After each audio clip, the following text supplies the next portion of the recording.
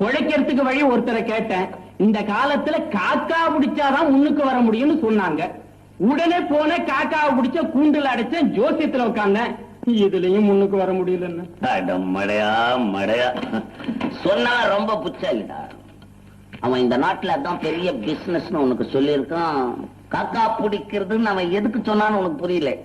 நீ போய் இதை பிடிச்சிட்டு காக்கா பிடிக்கணும் தெரியாதுல்ல, தெரியாது. உங்கள் பின்னாலேயே வருவான். அவன் சொன்னதுக்கெல்லாம் ஆமா ஆமான்னு போட்டுக்கிட்டே இருப்பான். அதுக்கு பேர் காக்கா பிடிக்கிறது. நீ போய் இந்த காக்காவை பிடிச்சுக்கிட்டு வந்திருக்க. சனீஸ்வரன் பகவான் வாகனண்டா அது. நாராயணா நாராயணா. என் பேர் உங்களுக்கு எப்படி தெரியும்? இதுல இருந்து தெரியுதா நீ ஜோசியனா நான் ஜோசியனான்னு? என்னடா டேய், ஏதோ திடீர்னு பணம் வந்துட்டாதான் ஆழம் மறந்துடுவானுங்க. நீ இருக்க இருக்க வறுமையில இருக்கும் போதே மறந்து போறீங்களாடா டேய்.